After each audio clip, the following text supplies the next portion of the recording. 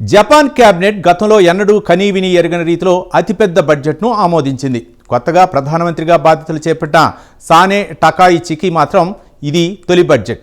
వచ్చే ఏడాది బడ్జెట్ను రికార్డు స్థాయిలో 122 ట్రిలియన్ల యోన్ లేదా $785 బిలియన్ జపాన్ పార్లమెంట్ ఆమోదముద్ర వేసింది.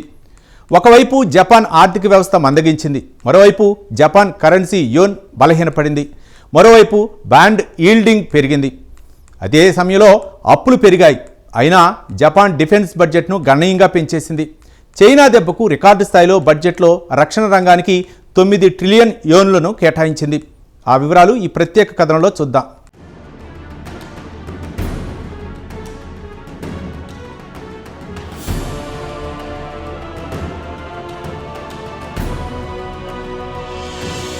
జపాన్ చరిత్రలో గతంలో ఎన్నడూ లేని విధంగా $785 బిలియన్ బడ్జెట్కు జపాన్ పార్లమెంట్ ఆమోదముద్ర వేసింది. కొత్తగా ప్రధాని పదవి అలంకరించిన సానే టకాయిచి ఇది తొలి బడ్జెట్. ఒకవైపు ఆర్థిక వ్యవస్థ మందగిస్తోంది, మరోవైపు జపాన్ కరెన్సీ యెన్ బలహీనపడుతోంది. జపాన్ అప్పులు విపరీతంగా పెరుగుతున్న సమయంలో భారీ ఎత్తున బడ్జెట్ పెంచుకోవడం పట్ల ఆర్థిక నిపుణులు ఆశ్చర్యం వ్యక్తం చేస్తున్నారు.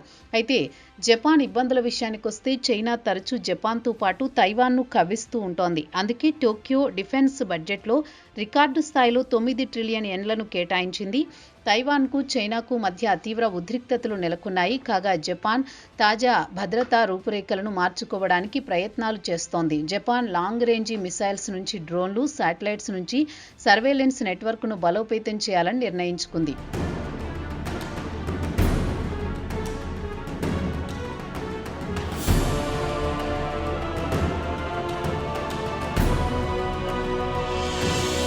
ఇదిలా ఉండగా జపాన్కు చైనాకు మధ్య తీవ్ర ఉద్రిక్త పరిస్థితుల క్రమంలో జపాన్ కేబినెట్ రికార్డు స్థాయిలో డిఫెన్స్ బడ్జెట్కు $58 బిలియన్ కేటాయించింది.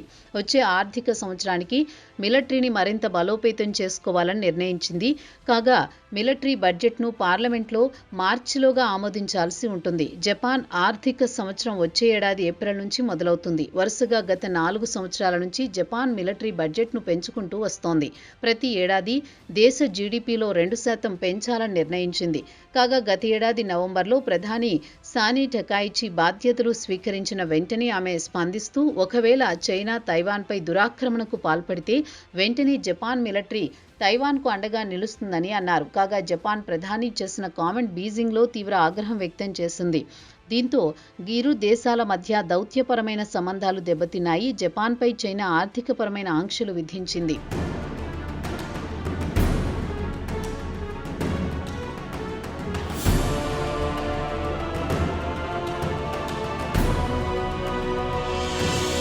కాగా జపాన్ గత 5 సంవత్సరాల డిఫెన్స్ ప్లాన్ను చూస్తే ప్రస్తుతం ప్రపంచంలోనే రక్షణ రంగంపై పెద్ద ఎత్తున బడ్జెట్ కేటాయించిన దేశాల్లో జపాన్ 3వ స్థానంలో నిలుస్తుంది.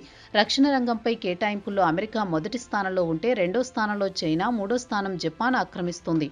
జపాన్ ఆర్థిక మంత్రిత్వ శాఖ కూడా మార్చి నాటికి జపాన్ డిఫెన్స్ బడ్జెట్ 2% లక్ష్యాన్ని చేరుకుంటుందన్నారు. అయితే జపాన్ ప్రభుత్వంపై అమెరికా ఒత్తిడి పెంచి ముందుగా నిర్దేశించిన లక్ష్యం కంటే 2 ఏళ్లు ముందుగానే డిఫెన్స్ బడ్జెట్ పెంచుకోవాలని పట్టుబడుతోంది. కాగా జపాన్ కూడా ప్రస్తుతం ఉన్న సెక్యూరిటీ డిఫెన్స్ పాలసీని డిసెంబర్ 2026 నాటికి మరింత కట్టుదిట్టం చేయాలనే ఆలోచనలో ఉంది. దానికి గాను ఇటీవల సంవత్సరాల్లో జపాన్ తన మిలిటరీని బలోపేతం చేసుకుంది. లాంగ్ రేంజీ టార్గెట్ను ఛేదించే లక్ష్యంగా పావులు కదుపుతోంది.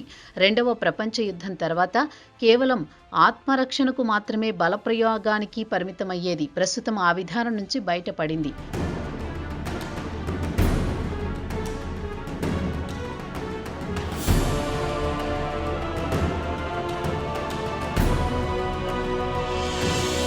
ప్రస్తుతం జపాన్ జాతీయ భద్రతా వ్యూహం విషయానికొస్తే 2022 నుంచి కొనసాగుతోంది. ఇక జపాన్ తమకు చైనా నుంచి ప్రమాదం పొంచి ఉందని భావిస్తోంది. అందుకే అమెరికాతో సన్నిహితంగా మెలుగుతోంది. అమెరికా కూడా ఇటు తైవాన్తో పాటు జపాన్కు అండగా ఉంటోంది. ఒకవేళ చైనా తైవాన్ లేదా జపాన్పై యుద్ధానికి దిగితే ఈ 2 దేశాలకు అమెరికా అండగా ఉంటుంది. ఈ 2 దేశాలకు ఆయుధాలు సరఫరా చేస్తుంది.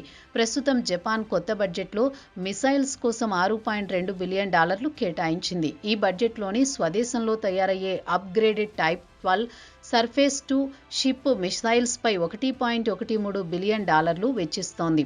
ఇక జపాన్ కొత్తగా సేకరించే మిసైల్స్ 1000 కిలోమీటర్ల సుదూర లక్ష్యాన్ని ఛేదిస్తుంది.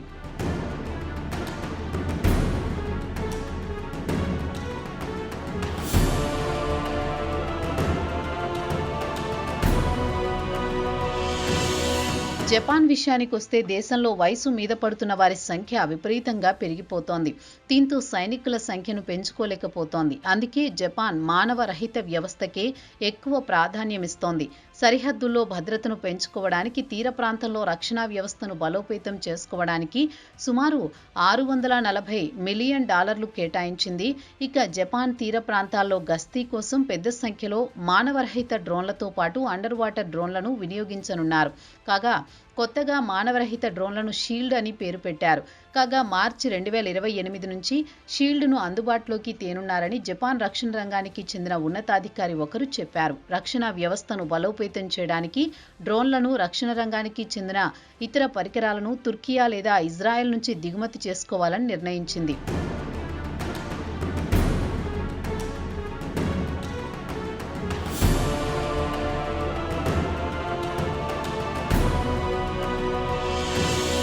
ఇక జపాన్ కొత్త ప్రధానమంత్రి టకాయిచి తైవాన్పై చేసిన వ్యాఖ్యల తర్వాత చైనాకు, జపాన్కు మధ్య సంబంధాలు దెబ్బతిన్నాయి.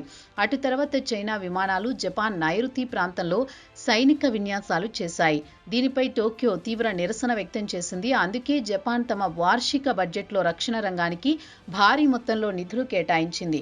అదీ కాకుండా పసిఫిక్ మహాసముద్రంలో చైనా తమ మిలిటరీని విస్తరించడం కూడా జపాన్కు ఆగ్రహం తెప్పించింది. దీంతో జపాన్ చైనా ఆపరేషన్పై అధ్యయనం చేయడం మొదలుపెట్టింది. అదీ కాకుండా ఈ ఏడాది జూన్లో 2 చైనా విమానాలు దక్షిణ సముద్ర తీరంలో చక్కర్లు కొట్టడం కూడా జపాన్కు ఆగ్రహం తెప్పించింది. బీజింగ్ తీరు చూస్తే జపాన్ను కవ్వించేలా ఉందని భావించింది. అందుకే బడ్జెట్ను భారీగా పెంచేసింది. దేశంలోని రక్షణ రంగానికి చెందిన పరిశ్రమను మరింత బలోపేతం చేసింది. భాగస్వామ్య దేశాలతో కలిసి ఆయుధాలు కొనుగోలు చేయాలని నిర్ణయించింది. ఇటీవల సంవత్సరాల్లో జపాన్ కూడా ఆయుధాల ఎగుమతులపై ఆంక్షలను సడలించింది.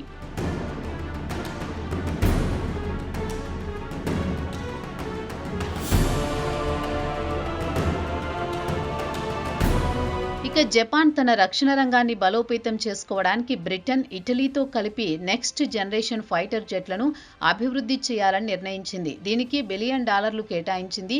2035 నుంచి యుద్ధ విమానాలు అందుబాటులోకి తెచ్చే విధంగా జపాన్ ప్లాన్ చేసింది. ఇక కొత్త ప్రాజెక్టు విషయానికొస్తే విమానాలతో పాటు ఏఐ కంట్రోల్ డ్రోన్లపై రీసెర్చ్ చేయాలని లక్ష్యంగా పెట్టుకుంది. ఇదిలా ఉండగా జపాన్ డిఫెన్స్ సెక్టార్ను బలోపేతం చేయడానికి ఆస్ట్రేలియా మిత్సుబిషి హెవీ ఇండస్ట్రీస్ని ఈ ఏడాది ఆగస్టులో ఎంపిక చేసుకుంది. కాగా ఆస్ట్రేలియా యుద్ధ నౌకలను ఆధునికీకరించేందుకు మిత్సుబిషిని ఎంపిక చేసింది. అలాగే కొత్త బడ్జెట్లో సుమారు $64 మిలియన్ డిఫెన్స్ ఇండస్ట్రియల్ బేస్ను బలోపేతం చేయడానికి కేటాయించింది. ఇక్కడ తయారు చేసిన ఆయుధాలను ఎగుమతి చేయాలని నిర్ణయించింది. ఇక చైనా నుంచి ప్రమాదం పొంచి ఉందన్న భయంతో జపాన్ మాత్రం మిగతా రంగాలకు కేటాయింపులు తగ్గించేసి రక్షణ రంగానికి కేటాయింపులు చేయడం చైనాకు ఆగ్రహం తెప్పిస్తోంది. మొత్తానికి చైనా దెబ్బకు జపాన్ మిగతా అవసరాలకు పక్కన పెట్టి రక్షణ రంగానికి కేటాయింపులు పెంచుకోవడం మాత్రం ఆశ్చర్యం కలిగిస్తోందంటున్నారు రాజకీయ పరిశీలకులు.